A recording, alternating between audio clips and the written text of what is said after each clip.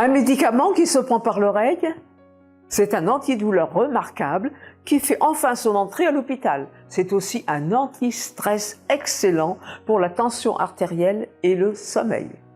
Mais avant cela, pour recevoir le guide de conseil gratuitement, je vous invite à cliquer sur le lien qui se trouve dans la description. C'est aussi un antidépresseur naturel qui réchauffe le cœur et l'esprit. A-t-il des effets secondaires? Je vous en parle juste après ça.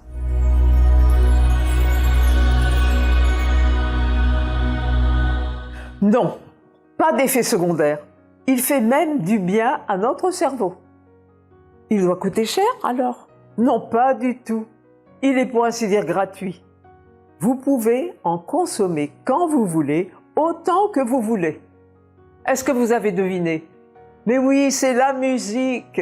C'est le médicament qui fait fureur actuellement dans la communauté scientifique. Mais en fait, ce n'est pas nouveau. Parlons de son évolution. Dans la Grèce antique, des musicothérapeutes jouaient auprès des malades de la lyre au son harmonieux. Hippocrate jouait de la musique pour soigner la dépression. Au XIXe siècle, la grande fondation du mouvement des infirmières avait deviné l'importance de la musique pour soigner les blessés. En pleine guerre de Crimée, elles utilisaient des chants et des mélodies de flûte pour les apaiser, réduire les douleurs et favoriser le sommeil. Au XXe siècle, il y a eu prédominance du tout médicament. Mais actuellement, une grande revue fait entrer la musique dans le cercle des thérapies indispensables en cas d'opération chirurgicale. La musique atténue l'anxiété liée à l'opération. Les patients ont moins besoin de médicaments sédatifs pour s'endormir et moins besoin de médicaments analgésiques contre la douleur. La musique déclenche des hormones de plaisir qui contrecarrent la douleur. On peut l'utiliser partout pour les opérations, la cancérologie, les soins palliatifs. Des chercheurs ont aussi testé l'efficacité de la musique pendant une coloscopie. Cela fait passer en douceur cette opération si peu agréable. Au Val-de-Grâce, des séances de musique en cancérologie, en chambre individuelle pendant 45 minutes, calment l'anxiété, la douleur, la fatigue et la qualité de vie des personnes frappées par le cancer. À l'hôpital Sainte-Périne à Paris, on l'utilise en soins palliatifs pour atténuer les douleurs des malades en fin de vie. On n'a pas besoin d'aller à l'hôpital pour en profiter. On peut en bénéficier chez soi. Elle agit sur toutes les douleurs, même chroniques, mal de dos, douleurs musculaires ou articulaires, aussi sur la fibromyalgie qui est si difficile à traiter. Alors, si vous avez des douleurs ou une tension un peu élevée, n'hésitez pas à essayer.